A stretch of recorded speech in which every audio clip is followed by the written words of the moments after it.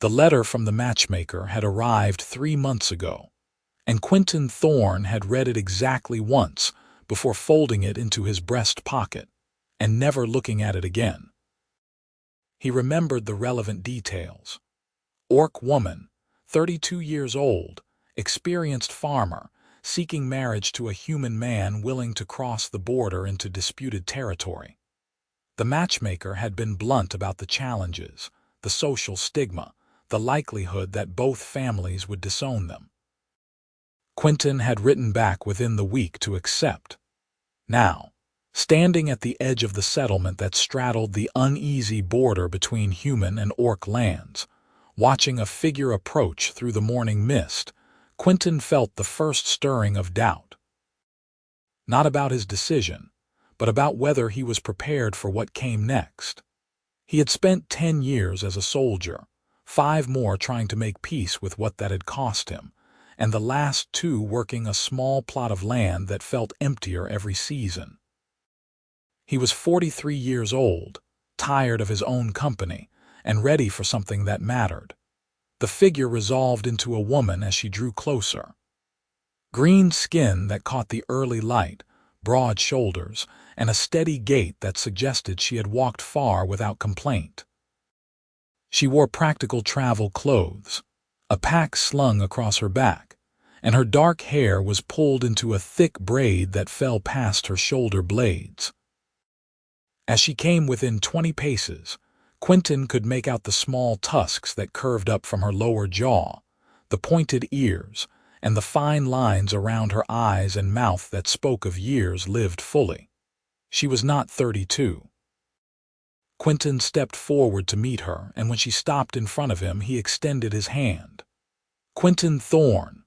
She clasped his forearm in the orcish way, her grip strong and certain. Marga Ironroot. Her voice was deeper than he had expected, rough-edged but not unkind. Her eyes, a warm amber color, studied his face with an intensity that made him feel seen in a way he had not experienced in years. "The matchmaker said you were 32, Quinton said, and watched her expression shift from cautious hope to resignation. "I am 51, Marga said. She released his arm and took a step back, her shoulders squaring as though preparing for a blow. The matchmaker believed no human man would agree to meet a woman my age. She thought if you met me in person first, you might reconsider. Quinton looked at her for a long moment, taking in the silver threads in her dark hair, the strength in her stance, the weathered competence written in every line of her body. Then he picked up the travel bag at his feet and gestured toward the road that led deeper into orc territory. "Good," he said. "I hate foolishness. A woman your age knows her own mind and would not waste my time with games." He started walking, then glanced back when she did not immediately follow. "Are you coming? We have a long way to go before we reach the land I have claimed." Marga stared at him, and for the first time since she had appeared through the mist, something like surprise crossed her face. Then a smile tugged at the corner of her mouth, transforming her features from stern to almost luminous. She adjusted her pack and fell into step beside him. They walked in silence for the first hour, following a rough trail that wound through sparse woodland. The border settlement disappeared behind them, and the land grew wilder, less marked by human or orc habitation. Quinton kept a steady pace, one born of long practice, and Marga matched him stride for stride without apparent effort. "Why did you agree to this arrangement?" Marga asked finally, her words breaking the quiet like a stone dropped into still water. Quinton considered his answer carefully. He had never been a man prone to poetry, but he wanted to be honest with her. "I spent 10 years killing people I had never met because someone told me they were enemies. Then I spent 5 years trying to understand why. The last 2, I have been alone on a piece of land that could be something good if there were 2 people to work it instead of 1. I want a partner. Someone who understands that building something matters more than where you came from or what other people think about it." That is a practical answer, Marga said, and he could not tell from her tone whether she was disappointed or approving. I am a practical man, Quinton replied, but I am also tired of being alone. I want someone to talk to at the end of the day. Someone to share the work and the quiet and the occasional satisfaction of a good harvest. He paused, then added, I want someone who chose to be there, not someone who stayed because they had no other choice. Marga was quiet for several paces. When she spoke again, her voice was softer. I was married before. My husband died 8 years ago. We had a good life together, raised 3 sons who are now grown and have families of their own. They do not understand why I would seek this match. They think I should be content to help raise my grandchildren and fade into the background of their lives.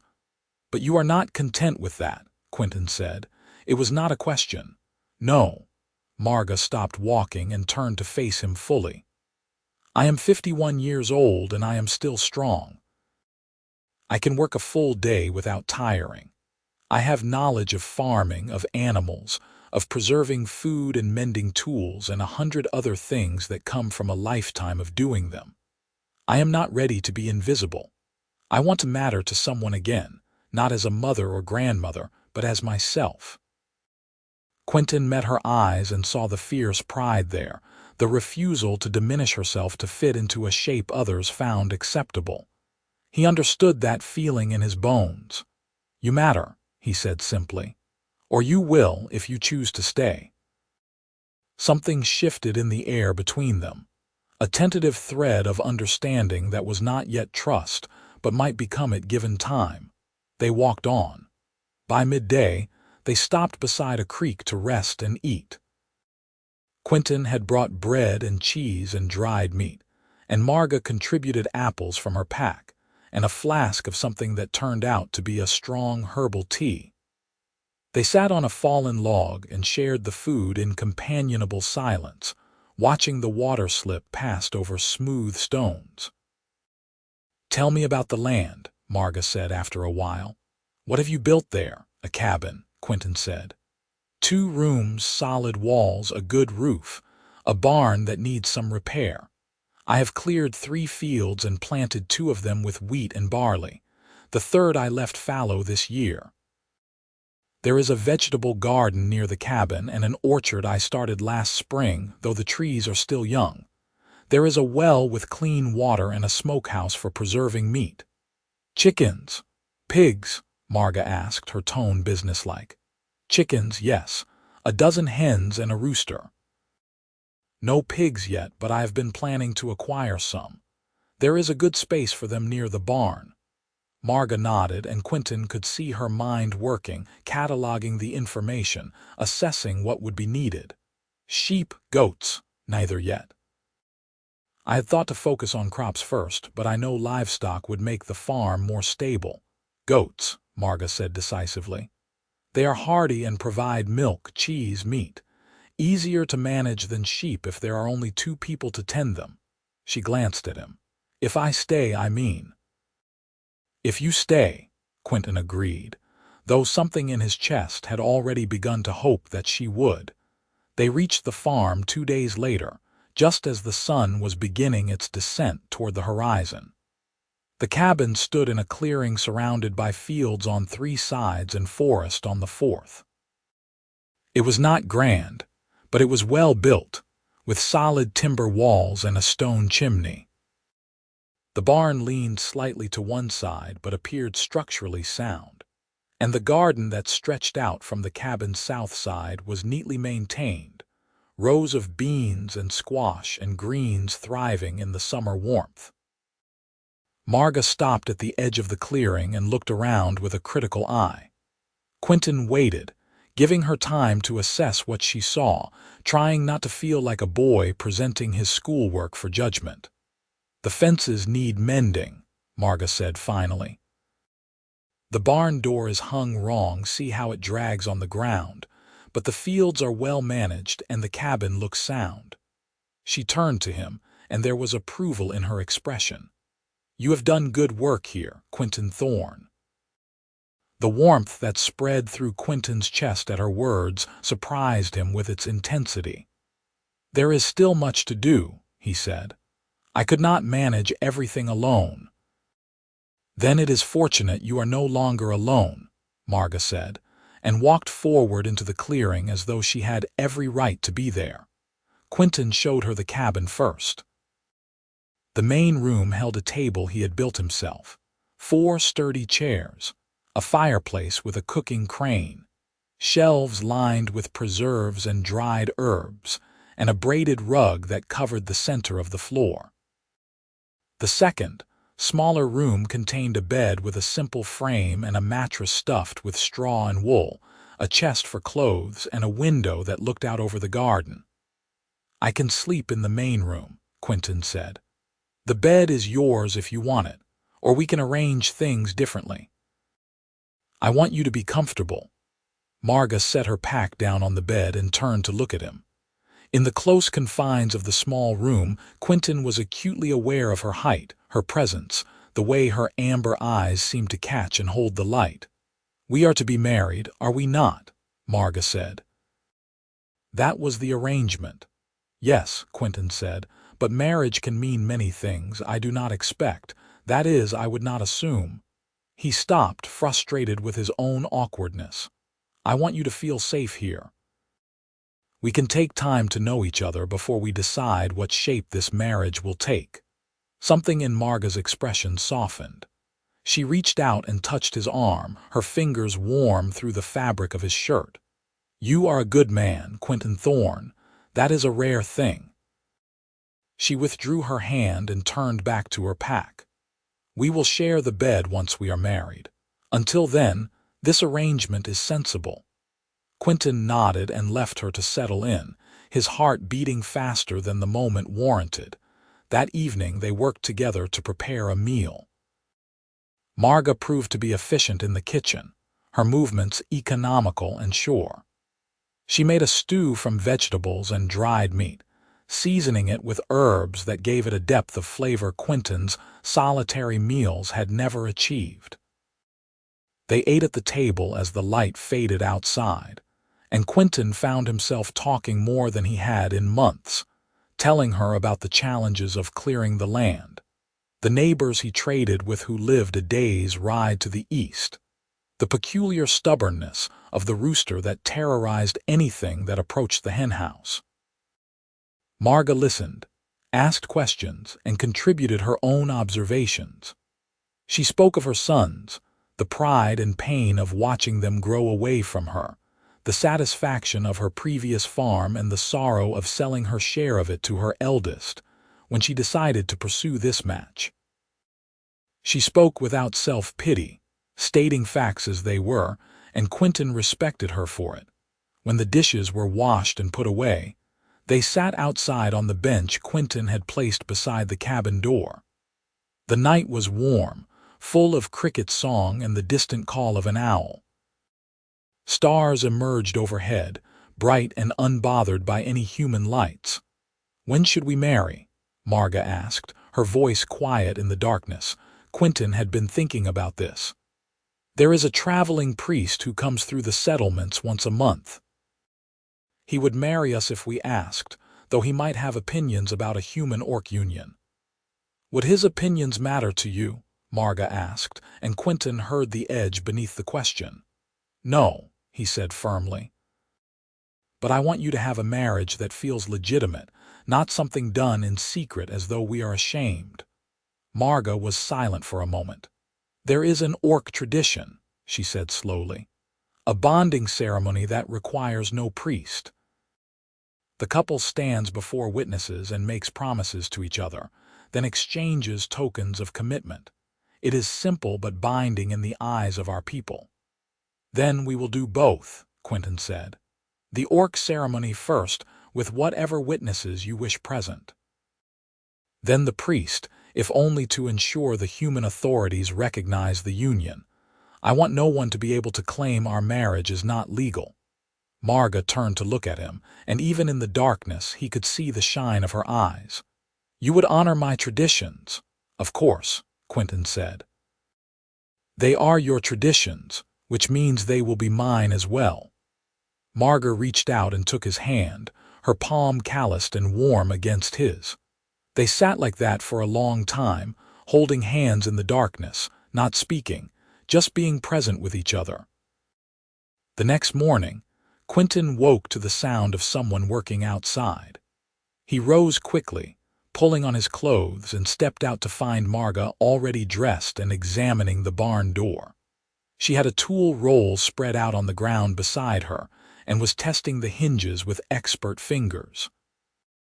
"The problem is here," she said without preamble, pointing to where the upper hinge had worked partially loose from the frame. "The wood has split. We need to reinforce it with a metal plate, then rehang the door properly." Quinton crouched beside her to look, impressed by how quickly she had diagnosed the issue. "I have metal stock in the barn. I can forge a plate if you want to work on the other repairs you mentioned." Marga nodded, already focused on the task. "The fences first.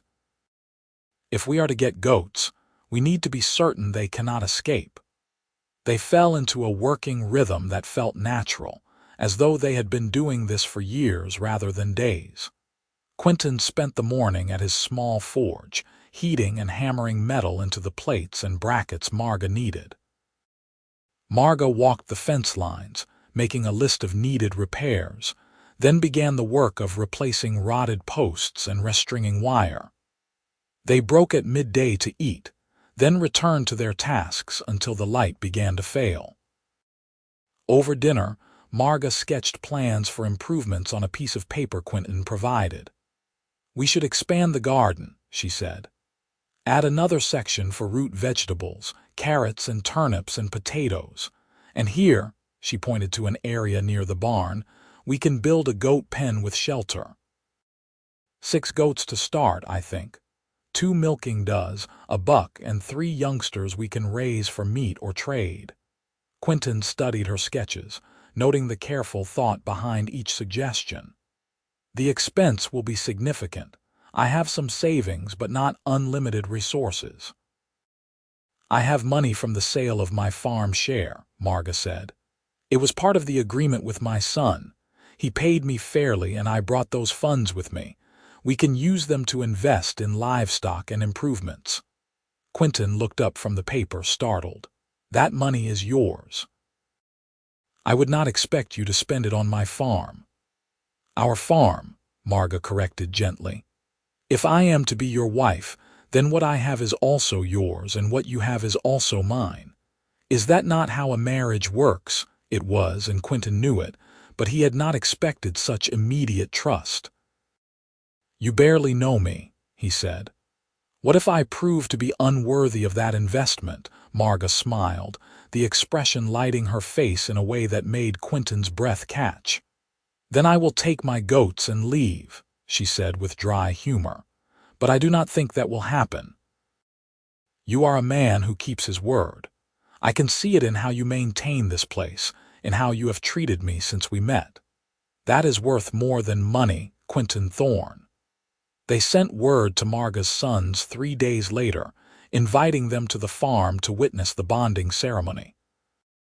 Quinton expected them to refuse, or perhaps to come with anger and arguments, but the reply that arrived a week later was cautiously positive. Her eldest, Darnock, wrote that he and his brothers would come, though he made no promises about what they would think of the arrangement. The day before her sons were due to arrive, Marga was noticeably tense. She cleaned the cabin with fierce intensity, reorganized the pantry twice, and cooked enough food to feed a dozen people, though only 5 were expected. "They will be polite," Quinton said, watching her knead bread dough with more force than strictly necessary. "And if they are not, I will handle it." Marga's hand stilled. She looked at him, and there was vulnerability in her expression that she had not shown before. "They have never understood me, not truly. They love me, I do not doubt that, but they think I should be content with the life they envision for me. When I told Darnock I was pursuing this match, he asked if I had lost my senses. He said no human would want an orc woman my age unless he was after my money or meant me harm. Anger flared hot in Quinton's chest. Do I seem like a man after your money? No, Marga said, but they have been taught to distrust humans, just as humans are taught to distrust orcs. The war was not so long ago that the wounds have healed. Darnock lost friends in the fighting. He will not easily accept you. Quinton moved to stand beside her at the table. Then I will show him, through my actions, that I am worthy of you. That is all I can do. Marga looked at him for a long moment, then nodded and returned to her bread making with slightly less violence. Her sons arrived the next afternoon. Quinton saw them coming from a distance, 3 orc men walking up the road with the easy strength of their people. They were all tall, broad-shouldered, with the green skin and tusks that marked their heritage. The eldest, Darnock, had his mother's amber eyes and a severe expression that did not soften as he approached. The middle son, Kirsch, looked more curious than hostile, his gaze moving over the farm with interest. The youngest, Tarvek, hung back slightly, his face carefully neutral. Marga went to meet them, and Quinton followed a few steps behind, giving them space for their reunion. She embraced each of her sons in turn, and Quinton saw the genuine affection there, the way they held her as though she were precious. When the greetings were finished, Marga turned and gestured Quinton forward. "This is Quinton Thorne," she said, "the man I intend to marry." Darnock looked Quinton up and down with an expression that suggested he found the human wanting. "Mother tells us you are a soldier." "I was," Quinton said. "I am a farmer now." "Once a soldier, always a soldier," Darnock said flatly. "How many of my people did you kill in the war?" The question hung in the air like a blade. Quinton could have deflected, could have said he did not remember or that it was not relevant, but he had promised himself he would be honest with Marga's family. "I do not know the exact number," Quinton said quietly. "More than I can justify, even to myself. I believed what I was told about the enemy, and I did my duty as I understood it. I cannot take back those deaths, and I will not insult your people by claiming I was only following orders. I made choices, and I have to live with them." Darnock's eyes narrowed, but before he could respond, Kirsch stepped forward. "That is an honest answer, at least, more honest than I expected from a human." "I have had many years to think about honesty," Quinton said, "and what it costs to live without it." Tarvek, the youngest, spoke for the first time. "You are older than I expected. Mother did not mention your age." "I am 43, Quinton said. "Old enough to know what I want and to appreciate what I have found." Marga moved to stand beside Quinton, a clear statement of allegiance. "Quinton has treated me with respect and kindness. He has welcomed me into his home and his life without reservation. That is more than I dared hope for when I began this search." Darnock's expression remained hard, but something in his posture eased slightly. "We will see," he said. "Actions matter more than words." "On that we agree," Quinton said. The evening meal was tense but not hostile. Quinton had hunted a deer the week before, and Marga had prepared a roast with vegetables and fresh bread. Her sons ate with appreciation, and Kirsch complimented the food several times. Conversation was stilted at first, but gradually the talk turned to farming, a subject they all shared. Quinton spoke about his plans for the land, and was surprised when Tarvek offered suggestions for managing the orchard. "Fruit trees are temperamental," Tarvek said. "You need to watch for blight and pests. There is a preparation my wife makes from herbs and ash that helps protect the bark. I can show you how to mix it." "I would appreciate that," Quinton said, and meant it. After dinner, they gathered outside in the warm evening air. Marga had prepared tokens for the bonding ceremony. 2 simple bands she had carved from wood and inlaid with copper wire. Quinton had made his own contribution, forging 2 matching iron rings that were plain but sturdy. The metal worked smooth and even. The ceremony was simple, as Marga had described. They stood facing each other, with her sons arranged in a loose semicircle as witnesses. There was no formal script, no priest to guide them. Instead, Marga spoke first, her voice steady and clear. "I, Marga Ironroot, choose you, Quinton Thorne, as my partner and husband. I promise to work beside you, to share in your burdens and your joys, to stand with you against whatever may come. I will honor you as a person worthy of respect and affection, and I will build a life with you that has meaning and purpose." She held out her hand, and Quinton took it, feeling the weight of the moment settle over him like a mantle. "I, Quinton Thorne, choose you, Marga Ironroot, as my partner and wife. I promise to cherish you, to value your knowledge and your strength, to create with you a home where we both belong. I will protect what we build together, and I will face each day knowing that I am better for having you beside me."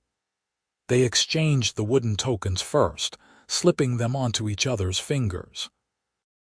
Then Quinton produced the iron rings, and Marga's eyes widened slightly as she recognized the craft that had gone into them. "You made these?" she asked softly. "I did," Quinton said. "Iron for strength, circles for continuity. Plain because we do not need ornamentation to prove what we are to each other." Marga's hands trembled slightly as she took the ring meant for him and slid it onto his finger. He did the same for her, and when the metal settled against her green skin, it looked right in a way that made his throat tight. "Witnessed and accepted," Darnock said formally, his voice gruff. "You are bonded in the tradition of our people." Kirsch stepped forward and embraced his mother, then, after a moment's hesitation, extended his hand to Quinton. "Welcome to the family," he said. "Treat her well, or you will answer to us." "I would expect nothing less," Quinton replied, clasping the younger man's forearm. Tarvek followed suit, and finally Darnock, though his grip was more challenging than welcoming. "I will reserve judgment," he said bluntly. "But I can see that my mother is happy. That is worth something." Marga's sons stayed the night, sleeping in the barn on blankets Marga provided. In the morning, they helped with chores, and Quinton observed the easy way they worked together, the shorthand of a family long accustomed to shared labor. Tarvek made good on his promise to show Quinton the tree preparation, and they spent an hour mixing the concoction and applying it to the young fruit trees in the orchard. Before they left, Darnock drew Quinton aside. "I do not trust easily," he said without preamble. "Especially not humans. But I can see that you have made a good home here, and my mother seems content. Do not make me regret allowing this." "I will do everything in my power to make her happy," Quinton said. Darnock studied him for a long moment, then nodded.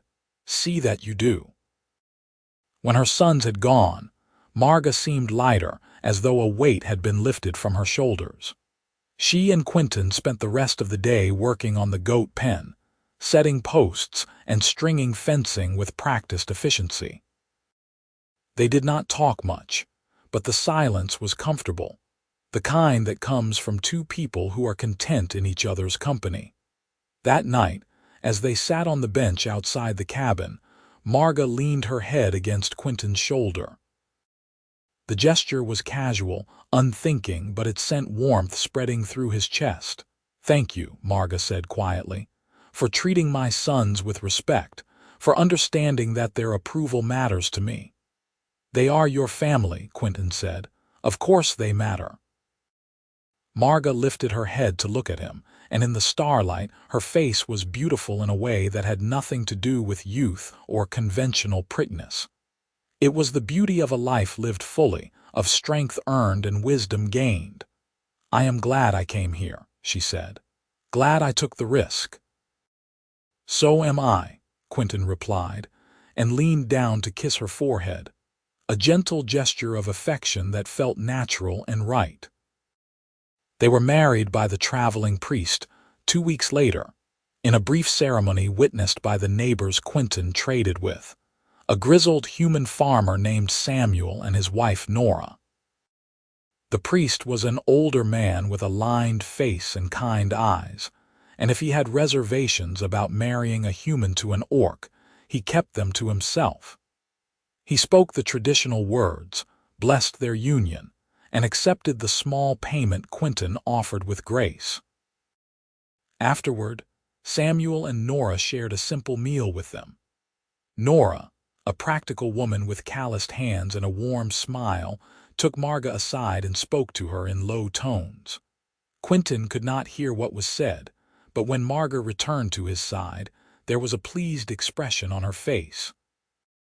She invited me to join the women's cooperative that meets once a month to share preserves and recipes, Marga said. She said I would be welcome. Of course you are welcome, Quinton said, though he was surprised by Nora's easy acceptance. Perhaps there were more people willing to see past old prejudices than he had thought. That night, they shared the bed for the first time as husband and wife. There was awkwardness at first, the strangeness of being so close to another person after years of solitude, but also tenderness. Quinton was gentle, attentive, and Marga responded with a passion that surprised them both. Afterward, they lay tangled together in the darkness, skin to skin, breathing in sync. I did not think I would have this again, Marga said softly, her fingers tracing idle patterns on Quinton's chest. Intimacy, partnership, I had resigned myself to a life alone. I know the feeling, Quinton said. I thought my chance for this had passed me by. Marga propped herself up on one elbow to look at him. We are not young, she said, but perhaps that is a gift. We know what matters. We do not waste time on foolish arguments or games. Quinton cupped her face with one hand, his thumb brushing over her cheekbone. You are wise, he said, and brave, and I am grateful every day that you chose to come here. Marga smiled and leaned down to kiss him, and they lost themselves in each other again, celebrating the unexpected joy of finding love in the second half of life. The weeks that followed settled into a rhythm of shared work and growing intimacy. They rose with the sun and worked until dusk, their tasks complementing each other seamlessly. Marga proved to be as skilled as she had claimed, her knowledge of farming deep and practical. Under her guidance, they expanded the garden, reinforced the barn, and prepared for the arrival of the goats she had arranged to purchase from an orc breeder 2 days' travel away. When the goats arrived, 6 hardy animals with clever eyes and independent spirits, Marga was in her element. She settled them into their new pen with confident efficiency, showing Quinton how to handle them, how to read their moods, how to milk the does without getting kicked. The goats responded to her with trust, and within days they had integrated into the farm's routine as though they had always been there. Quinton found himself watching Marga often as she worked, captivated by the way she moved, the sureness of her actions, the occasional smile that crossed her face when something pleased her. She caught him staring once and raised an eyebrow in question. "What are you looking at?" she asked, amusement in her voice. "You," Quinton said honestly. "I like watching you work. You are competent in a way that I find deeply attractive." Marga laughed, a rich sound that warmed him from the inside out. "You are a strange man, Quinton Thorne, to find competence attractive." "I am a practical man," Quinton corrected, "and practicality recognizes value when it sees it." Marga crossed the distance between them and kissed him, her lips warm and firm against his. "Then we are well matched," she said when she pulled back, "for I find your steadiness attractive. Your refusal to be swayed by what others think. Your kindness that is not weakness but strength." They stood there in the goat pen, surrounded by the smell of hay and animals, holding each other, and Quinton thought that he had never been happier in his entire life. The first real test of their marriage came in late summer, when a group of human travelers passed through. They were heading west, seeking new land to claim, and they stopped at Quinton's farm to ask for directions and perhaps trade for supplies. There were 5 of them, young men full of confidence and prejudice, and their expressions when they saw Marga were openly hostile. "You are living with an orc," one of them asked Quinton, his tone disbelieving and disgusted. "I am married to an orc," Quinton corrected calmly. "My wife, Marga. She is co-owner of this farm." The young men exchanged glances, and Quinton could read the scorn in their faces. "That is unnatural," another said. "Humans and orcs were not meant to mix." "Your opinion is noted and disregarded," Quinton said, his voice cooling. "If you need directions, I will provide them. If you want to trade, I am willing, but I will not tolerate disrespect toward my wife." The leader of the group, a tall man with a scar across his cheek, stepped forward. "You are a traitor to your own kind," he said. "Living with a monster, sharing your bed with something that killed our people in the war." Quinton felt anger rising but kept his voice level. "The war is over, and if we continue to see each other as monsters, there will never be peace. Peace with orcs is impossible," the scarred man spat. "They are savages, barely better than animals." Marga had been standing silent near the cabin, but now she stepped forward. "I am standing right here," she said, her voice cutting through the tension like a blade. "If you wish to insult me, have the courage to do it to my face rather than speaking as though I cannot hear you." The young men shifted uncomfortably, and Quinton felt a fierce pride in his wife's refusal to be intimidated. "We mean no disrespect to you personally," the scarred man said, though his tone suggested otherwise. "But your people killed many of ours. You cannot expect us to forget that." "And humans killed many of my people," Marga replied. "I lost cousins, friends, neighbors in that war. But I chose to look forward rather than back, to build something new rather than nurse old hatreds. That is the difference between wisdom and foolishness." The words hung in the air, a challenge and a truth. The young men looked at each other, and Quinton could see them struggling with responses, with the discomfort of having their prejudices confronted so directly. Finally, the scarred man shook his head. "We will find our way without your help," he said. "Come on, we are wasting time here." The group turned and left, their backs stiff with offended pride. Quinton watched them go, his jaw tight with residual anger. Marga moved to stand beside him, and he felt her hand slip into his. "That will not be the last time we face such attitudes," she said quietly. "I know," Quinton said. "But it does not change what we are to each other. Let them think what they want. We know the truth." Marga squeezed his hand. "You are a good man," she said again, and Quinton was beginning to understand that this was her highest praise. They did not let the encounter spoil their day. Instead, they returned to their work, and in the evening they sat together on their bench and watched the sunset paint the sky in shades of orange and gold. "You ever regret this?" Quinton asked.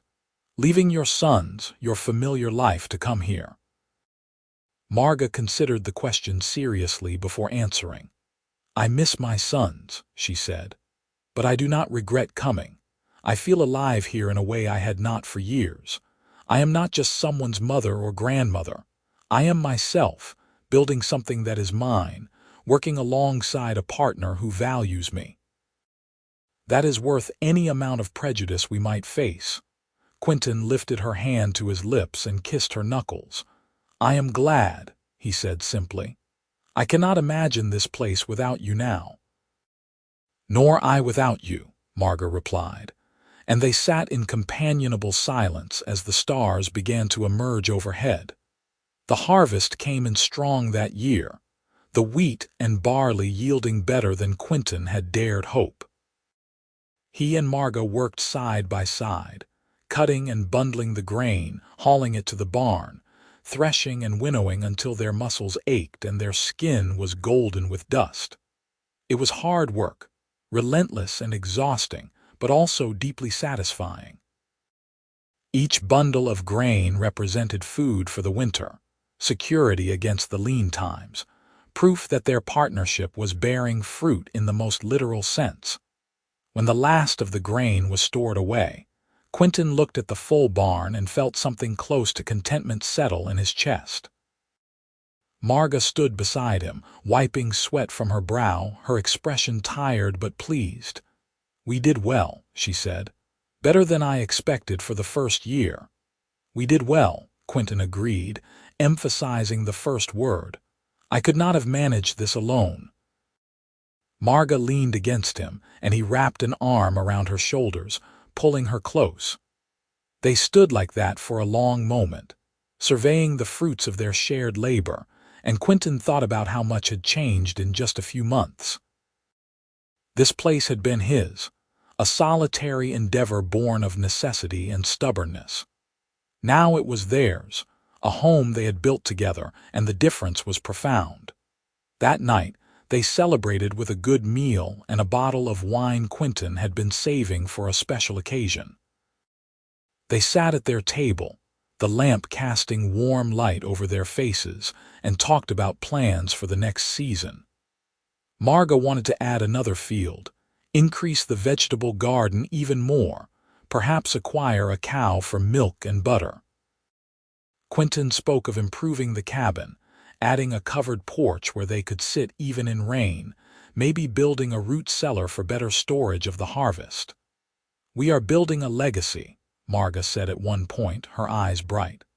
"Something that will last beyond us. That is no small thing." "No," Quinton agreed. "It is everything." Later, in the darkness of their bedroom, they made love with a passion deepened by shared accomplishment, by the knowledge that they were truly partners in every sense of the word. Afterward, as Marga slept curled against his side, Quinton lay awake and marveled at the unexpected path his life had taken. He had been so certain that he was destined to age alone, to die on this land with no one to mourn him or carry on what he had started. Instead, he had found Marga, fierce and capable and 20 years older than the matchmaker had claimed, and she had transformed not just his farm but his entire existence. Autumn settled over the land in a blaze of color, the trees turning brilliant shades of red and gold. Quinton and Marga worked to prepare for winter, preserving food, repairing any structures that might not survive harsh weather, and making sure their animals were well housed and provisioned. They made 2 trips to the nearest settlement to trade grain for goods they needed. And each time they went, Quinton noticed the stares, the whispers, the way some people would turn away rather than greet them. But there were also those who nodded in respect, who asked after their harvest, who treated Marga with courtesy if not warmth. Samuel and Nora remained friendly, and through them, Marga met other women who were willing to look past her orcish heritage to see the capable, knowledgeable person beneath. She came back from her first cooperative meeting with a basket of apple butter and a smile that lasted for days. "They liked my cheese," she told Quinton with pride. "Several of them asked if I would teach them my recipe. Nora said I have a gift for cultured dairy." "You do," Quinton said, "among many other gifts." Marga blushed, the green of her skin darkening slightly, and Quinton found the reaction charming. For all her confidence and capability, she was still pleased by genuine praise, still capable of being flustered by compliments. Winter arrived with the first snow in late autumn, and the farm settled into a quieter rhythm. The daylight hours were short, the work less urgent, and Quinton and Marga found themselves with time for pursuits beyond survival. Marga taught Quinton to carve, and he proved to have a steady hand for it, producing simple but attractive designs on pieces of wood. Quinton taught Marga to read and write in the human script, which was different from the orcish one she knew. She learned quickly, her sharp mind grasping the patterns and rules with ease. They spent long evenings by the fire, Quinton reading aloud from the few books he owned while Marga mended clothes or worked on some project. They talked about everything and nothing, sharing stories from their pasts, discussing ideas and philosophies, sometimes simply sitting in companionable silence while the wind howled outside and the fire crackled on the hearth. One particularly cold night, when the snow was piling high outside and the world seemed reduced to just their cabin and the pool of firelight, Marga looked up from the sock she was darning and said, "I love you, you know." The words were simple, stated as fact rather than declaration, but they hit Quinton with unexpected force. He set down the book he had been reading and looked at her, this woman who had come into his life and changed everything, and felt his throat tighten with emotion. "I love you too," he said, and was surprised by how easy the words were, how right they felt. He had not planned to say them, had not rehearsed or prepared, but in that moment they were simply true. Marga set aside her mending and came to sit beside him. She took his hand in both of hers and studied his face as though memorizing it.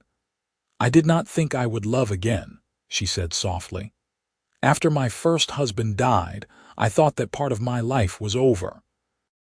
But you have shown me that there is always room for more joy, more connection, if we are brave enough to reach for it." Quinton pulled her close, wrapping his arms around her, and they sat like that for a long time, holding each other, listening to the fire and the wind and the beating of their own hearts. Winter deepened, and with it came challenges. A severe storm damaged part of the barn roof, and Quinton and Marga had to brave freezing temperatures to repair it before their stored grain was ruined. One of the goats fell ill, and Marga spent 3 nights in the barn nursing it back to health with herbal remedies and sheer determination. The well froze over, and they had to melt snow for water until Quinton could break through the ice and insulate the well better. But they faced each challenge together, their partnership proving stronger than any obstacle. When Quinton's old war injury acted up in the cold, his knee swelling and becoming painful, Marga brewed poultices and massaged the joint with oils until he could walk without limping. When Marga caught a bad cold, Quinton tended her with the same care she had shown the sick goat, bringing her tea and broth, keeping the fire high, refusing to let her work until she was fully recovered. "You are stubborn," Marga told him from the bed, her voice hoarse but amused. "I learned from the best," Quinton replied, settling a quilt more firmly around her.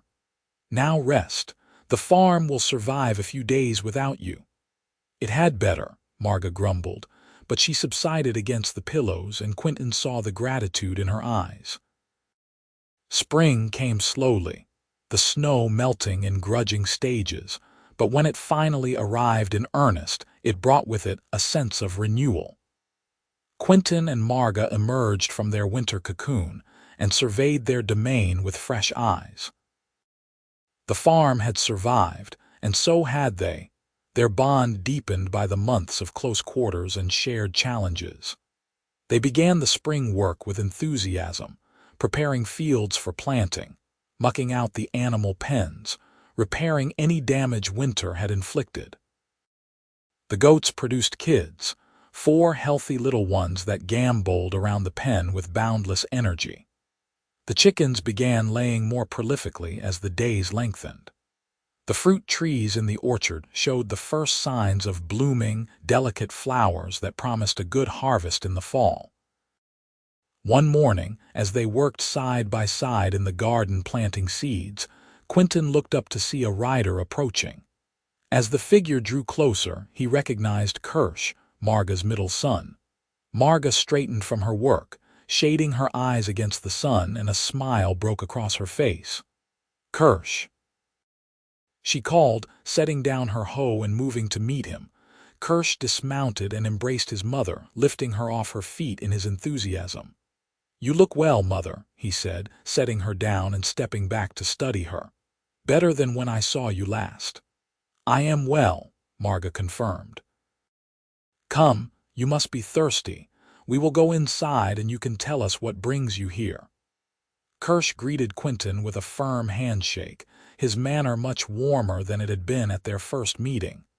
"The farm looks prosperous," he said as they walked to the cabin. "You have done much since we were here last."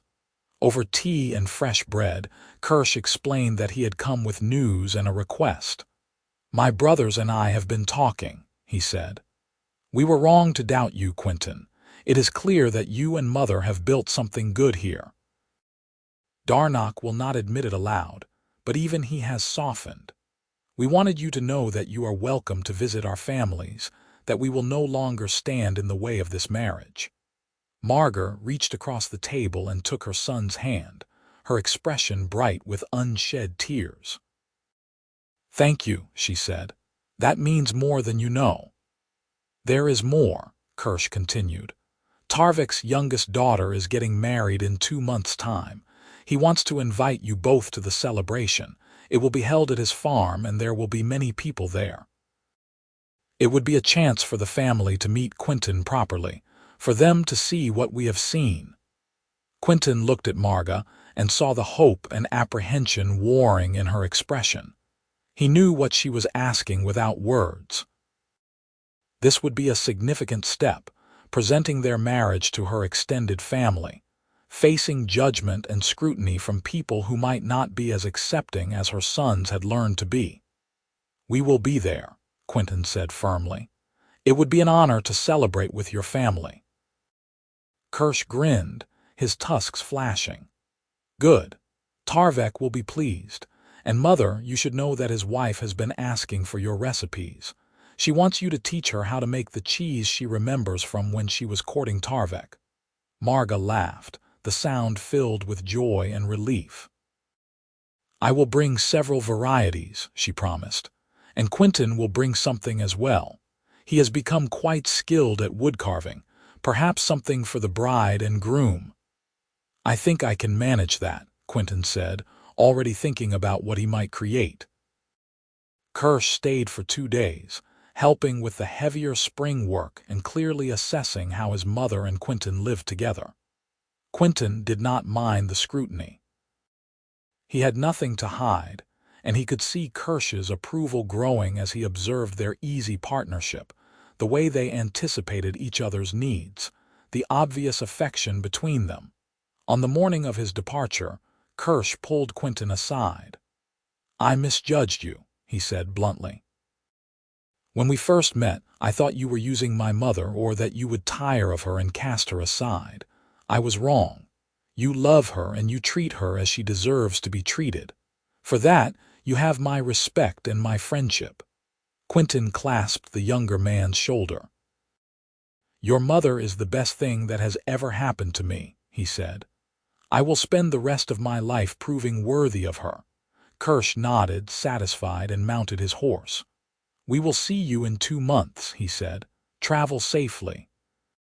After Kirsch left, Marga threw herself into preparations for the wedding with characteristic intensity.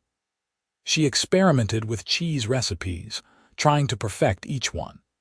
She sewed new clothes for both of them, practical but well-made garments that would present them as prosperous and respectable.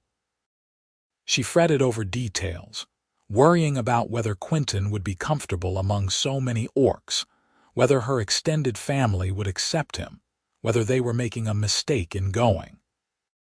Quinton soothed her worries as best he could, reminding her that they faced everything together, that he had survived worse than uncomfortable social gatherings, that the love of her sons was already a greater gift than he had expected. Eventually, Marga calmed, redirecting her nervous energy into productive work. Quinton spent his evenings carving the wedding gift. He chose a fine piece of oak and worked it into an intricate design. two trees with their roots intertwined and their branches reaching toward each other. It was symbolic and beautiful, the best work he had ever done, and when he showed it to Marga, she traced the carved lines with gentle fingers. "This is exquisite," she said softly. "You have real talent, Quinton." "I had good motivation," Quinton replied. "I wanted to make something worthy of the occasion." The 2 months passed quickly, filled with the endless work of the farm and the quiet joys of their shared life. When the time came to leave for the wedding, they packed their gifts and their good clothes and set out on the 3-day journey to Tarvik's farm. They traveled by wagon, the journey taking them deeper into orc territory than Quinton had ever been. The landscape was beautiful, rolling hills and forests, farmland well-tended and prosperous. They passed other orc homesteads, and while Quinton received some suspicious looks, no one challenged them or showed open hostility. Tarvik's farm was larger than Quinton had expected, with extensive fields and a substantial house that spoke of generations of accumulated prosperity. When they arrived, the yard was already full of people, orcs of all ages gathering for the celebration. Tarvik came to greet them personally, embracing his mother and shaking Quinton's hand with genuine warmth. "Welcome," he said. "Come, I will introduce you to the family." The next few hours were a whirlwind of names and faces. Quinton met aunts and uncles, cousins and in-laws, grandchildren and great-grandchildren. Some were curious, some were reserved, and a few were openly skeptical, but none were rude. Marga navigated the social waters with ease, her obvious happiness and confidence doing much to smooth any tension. The bride, a young orc woman named Lena, was shy but sweet, and she accepted Quinton's carved gift with wide eyes and genuine pleasure. "This is beautiful," she said, running her fingers over the intertwined trees. "Thank you. I will treasure it." The groom, a young man named Corgan, shook Quinton's hand firmly. "Any friend of Marga's is welcome here," he said. "She has been kind to my family. That speaks well of her judgment in choosing you." The wedding ceremony itself was held at sunset, with the couple standing before an elder who spoke words of blessing and wisdom in the orcish language. Quinton did not understand all of it, but he caught enough to appreciate the beauty of the ritual, the emphasis on partnership and mutual support. When the couple exchanged their own tokens and promises, he felt Marga slip her hand into his and squeeze gently. The celebration that followed was boisterous and joyful. There was music played on instruments Quinton had never seen before, dancing that was energetic and unpracticed, food in abundance, and enough drink to loosen tongues and inhibitions. Quinton found himself drawn into conversations, asked about his farm and his life, and he answered honestly, speaking of his work and his partnership with Marga without embellishment or apology. At one point, Darnock approached him. Marga's eldest son was slightly drunk, his usual severity softened by alcohol and the general atmosphere of celebration. "I owe you an apology," he said without preamble. "I was wrong about you. You have made my mother happier than I have seen her in years. That is no small thing." Quinton accepted the apology with grace. "You were protecting her," he said. "I cannot fault you for that." Darnock clapped him on the shoulder with enough force to nearly knock him over. "You are all right for a human," he said. "Take care of her and we will have no problems." "I intend to," Quinton assured him. Late in the evening, when the celebration had mellowed into smaller conversations and quieter music, Quinton found Marga sitting a little apart from the crowd, watching her family with a contented expression. He sat beside her and she leaned against him with a happy sigh. "This was good," she said. "Better than I hoped. They have accepted you, Quinton. They see what I see." "And what is that?" Quinton asked, though he thought he knew. "A good man," Marga said simply. a partner worthy of respect and love, someone I am proud to call my husband." Quinton kissed the top of her head, breathing in the familiar scent of her hair. "I am the fortunate one," he said, "to have found you, to have this life with you. I never imagined such happiness was possible." They sat together in the warm night, surrounded by the sounds of celebration, and Quinton felt a deep sense of rightness. This was where he belonged, beside this woman who had taken a chance on him, building a life that mattered. They stayed at Tarvik's farm for 3 days, helping with the aftermath of the celebration, visiting with family, and simply enjoying the sense of belonging that came from being accepted into Marga's clan. When they finally departed, it was with full hearts and a wagon loaded with gifts, cheese and preserved fruits and bottles of homemade wine, tokens of affection and approval. The journey home felt different than the journey out. They traveled as a true couple now, their marriage validated not just by ceremony but by the acceptance of family, and the difference was profound. They talked about what they had seen and experienced, about the people they had met, about the subtle ways in which the family dynamics had shifted to include Quinton. "Your grandson, the one with the clever eyes," Quinton said at one point. "He asked me about human farming techniques." "I think he was genuinely curious, not just being polite." "That would be Darnok's youngest," Marga said. "He is bright and interested in everything. If you impressed him, that is high praise indeed." "I did not try to impress anyone," Quinton said. "I just answered his questions honestly."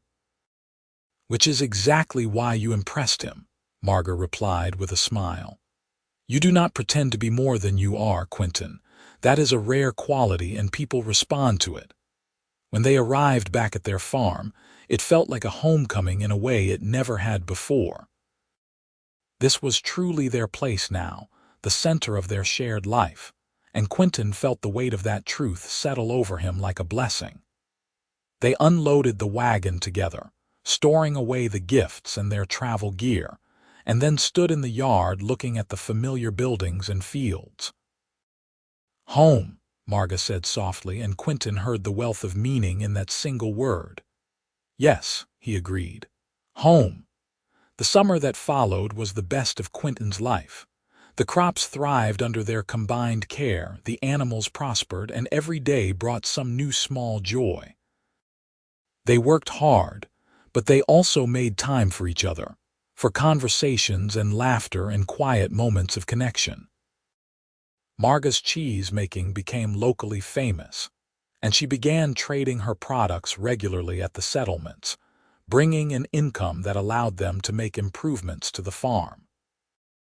Quinton's carving developed into a serious hobby, and he began to create pieces not just for their own use but for trade as well. In late summer, Nora came to visit with news. "There are more mixed couples forming," she said over tea at their table. "A human woman married an orc man last month, and I have heard of 2 other pairings in nearby settlements. People are talking about you and Marga as proof that it can work." Marga looked surprised and pleased. "We are an example." "You are," Nora confirmed. "People see how happy you are, how prosperous your farm is, and they think perhaps the old prejudices are not as fixed as they believed. You are changing minds, whether you intended to or not." Quinton reached across the table and took Marga's hand. "We are just living our lives," he said. "But if that helps others find the courage to do the same, I am glad." After Nora left, Marga was thoughtful.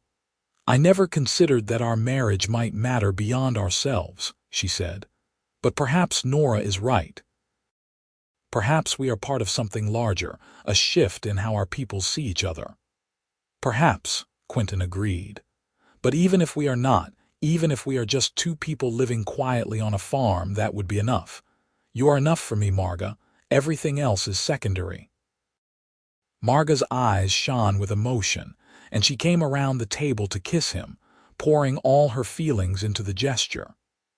Quinton held her close, grateful beyond words for the unexpected gift of this love, this partnership, this life they had built together. As autumn approached again, marking a full year since they had first met, Quinton decided to do something special. He had been planning it for weeks, working on it in secret during the rare moments when Marga was occupied elsewhere. On the anniversary of the day they had met on that misty road, Quinton led Marga outside after dinner to the bench they had sat on so many times. "I have something for you," he said, and produced a wooden box he had carved and inlaid with copper wire, an echo of the tokens they had exchanged at their bonding ceremony. Marga took the box with wondering eyes and opened it to find a necklace inside. Quinton had crafted it himself, small carved wooden beads alternating with polished stones he had found in the creek, strung on a leather cord. It was simple but beautiful, and Marga lifted it from the box with trembling hands. "Quinton," she breathed, "this is exquisite." "It is a year since we met," Quinton said. "Since you took a chance on a stranger and changed my life forever. I wanted to mark the occasion with something that would remind you how much you mean to me." Marga clasped the necklace around her neck, and it settled against her green skin like it had been made for her, which of course it had. She touched it with gentle fingers, then turned to Quinton with tears streaming down her face. "I love you," she said, her voice thick with emotion. "More than I can express. You have given me a life beyond anything I imagined possible. You see me, value me, cherish me. You are the best thing that has ever happened to me." Quinton pulled her into his arms, holding her as she cried, his own eyes stinging with tears he did not bother to hide. They stayed like that for a long time, wrapped in each other, silently acknowledging the depth of what they had found together. When Marga finally pulled back, she wiped her eyes and laughed a little. "Look at us," she said. "Two old fools crying on a bench." "Two people deeply in love," Quinton corrected gently. "There is no foolishness in that." "No," Marga agreed, touching the necklace again. "No foolishness at all." The second winter they spent together was easier than the first, not because the challenges were less, but because they had learned how to face them as a team. When problems arose, they solved them together. When one of them was struggling, the other provided support. They had found a rhythm to their partnership that felt natural and unforced, a deep compatibility that went beyond physical attraction or practical convenience into something profound and lasting.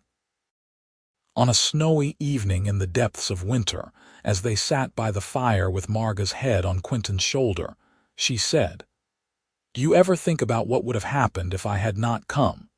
If I had decided the risk was too great, or if you had rejected me when you learned my true age?" "Sometimes," Quinton admitted, "and it fills me with gratitude that neither of those things happened. I think I would have continued as I was, alone and slowly hardening into bitterness. I would have survived, but I would not have truly lived." "I would have grown old in my son's shadow," Marga said. "Useful but invisible, respected but not seen. I would have missed all of this, and never known what I was missing." Quinton tightened his arm around her. "Then we are both fortunate," he said.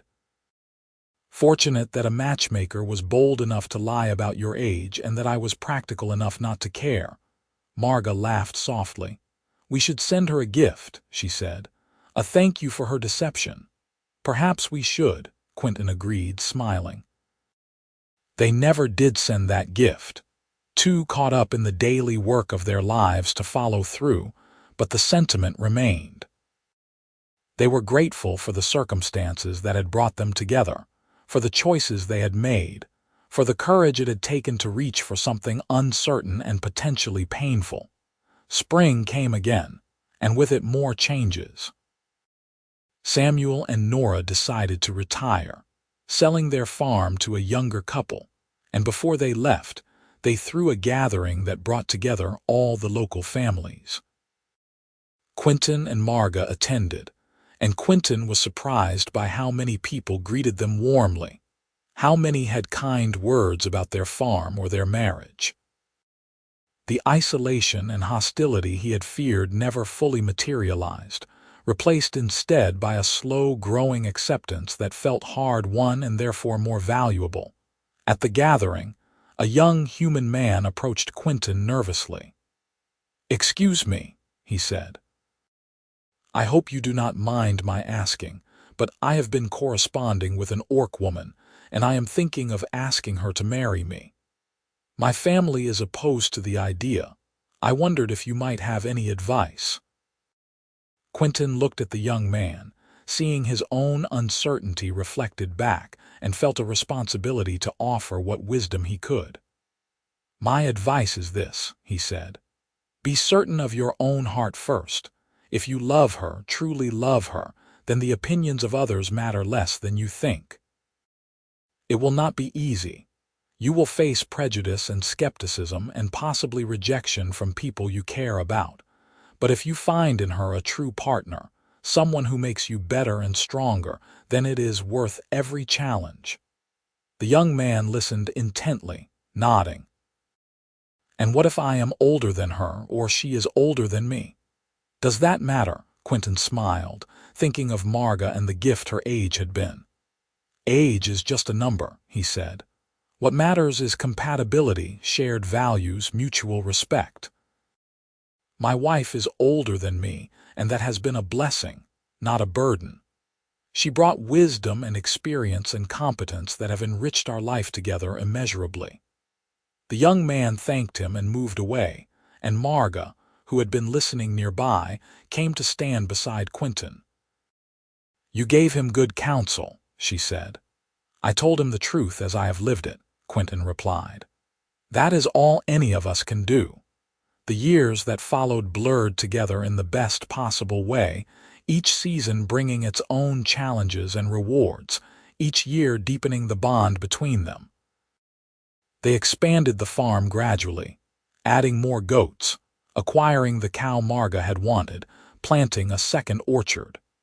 They hosted Marga's sons and their families for visits, and those gatherings became annual traditions, times of joy and connection that enriched both families.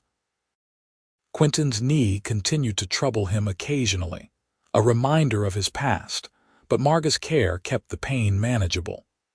Marga herself remained strong and vital, her knowledge and competence undimmed by the passing years. They aged together, silver threading through their hair, lines deepening in their faces, but the core of what they were to each other remained constant. One evening, 5 years after they had first met, they sat on their bench watching the sunset. It had been a good day, productive but not exhausting, filled with the small satisfactions of work well done. Quinton looked at Marga, at the way the fading light caught in her hair, at the peaceful expression on her face, and felt a surge of love so intense it took his breath away. "What are you thinking?" Marga asked, noticing his gaze. "That I am the most fortunate man alive," Quinton said simply. "That every day with you is a gift I never expected and will never take for granted." Marga smiled, the expression transforming her face in the way that still captivated him after all these years. "We are both fortunate," she said, "to have found each other, to have built this life. Not everyone gets a second chance at happiness." "No," Quinton agreed, "not everyone does." They sat in comfortable silence as the sun slipped below the horizon and the first stars appeared. The farm was quiet around them, the animals settled for the night, the crops growing steadily in their fields. Everything they had built together, everything they had created from courage and hope and hard work, stretched out around them in the gathering darkness. Quinton reached out and took Marga's hand, their fingers interlacing automatically, a gesture so familiar it had become instinctive. She squeezed back, and in that simple touch was everything they had been to each other, everything they would continue to be. "I love you," Quinton said, the words as true now as they had been the first time he spoke them. "I love you too," Marga replied, and leaned her head against his shoulder. They sat together as the night deepened and the stars multiplied overhead. Two people who had taken a chance on each other and found something more precious than either had dared imagine. The world beyond their farm might still harbor prejudices and fears, but here, in this place they had made together, there was only love and partnership and the quiet certainty that they had found exactly where they belonged. The seasons would continue to turn, bringing their challenges and changes, but Quinton and Marga would face them together, as they had faced everything since that misty morning when she had walked into his life. She had been 20 years older than the letter claimed, and he had said, "Good, I hate foolishness." And in that moment of honesty and acceptance, they had begun building something that would last the rest of their lives. It was more than either had hoped for, and exactly what they both needed. And as they sat together beneath the stars, they knew with absolute certainty that they had made the right choice. Not the easy choice, perhaps, but the right one, and in the end, that made all the difference. The farm prospered in the years that followed, becoming known throughout the region as a model of what could be achieved through hard work and partnership.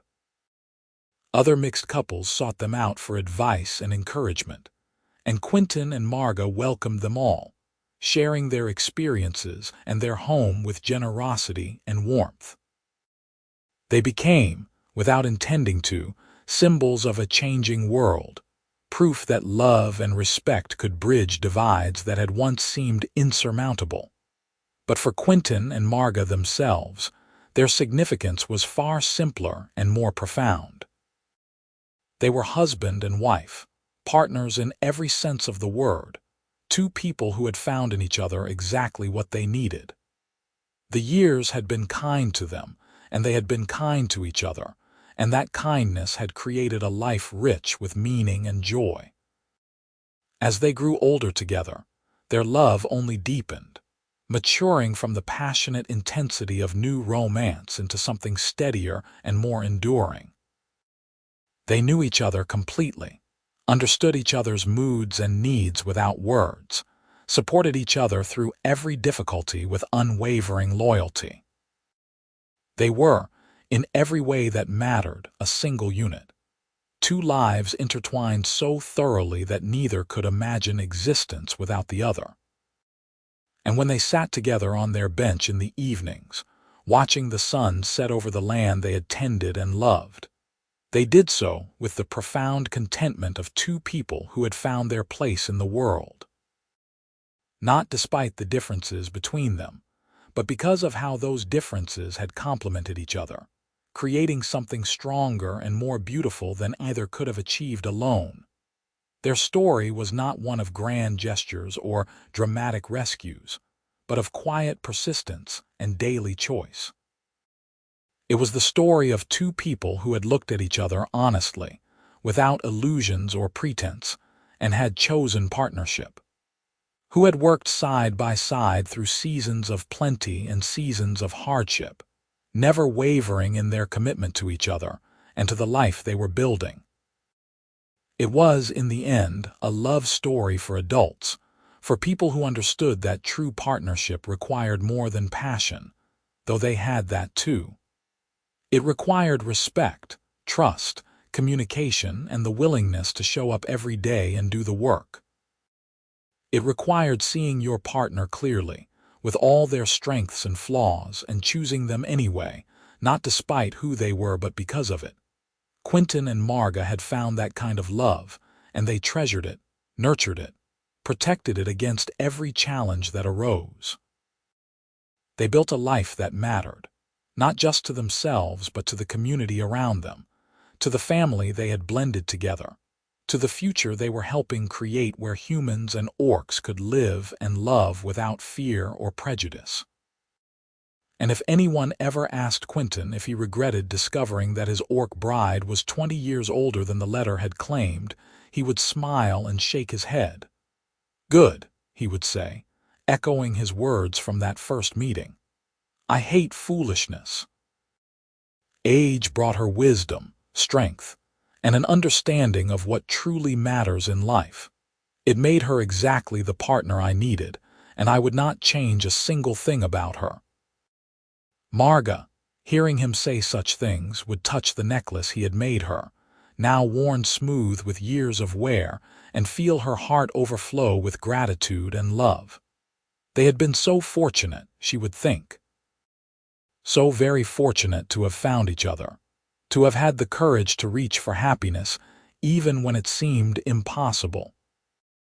Together, they had proved that love knew no boundaries of species or age, that partnership could flourish in the most unlikely circumstances, and that a life built on honesty, respect, and mutual affection was the richest life of all. They had created something beautiful from the bare bones of an arrangement made through a matchmaker's well-intentioned deception, and that something had sustained them through years that had been, by any measure, remarkably full and deeply satisfying. As the stars wheeled overhead and the seasons cycled through their eternal dance, Quinton and Marga continued their life together, each day a reaffirmation of the choice they had made, each year adding another layer to the foundation they had built. Their love story had begun with a simple statement of preference for honesty over foolishness, and it would continue in that same spirit of straightforward, unadorned truth for all the years they had remaining. It was everything they had hoped for and more than they had dared imagine, and they lived it fully, gratefully, joyfully, knowing that they had found in each other the greatest gift life had to offer. A true partner, a beloved companion, a home for the heart that would endure until their final days and beyond, into the legacy they left behind in the land they had tended, and the lives they had touched, and the example they had set for all who came after.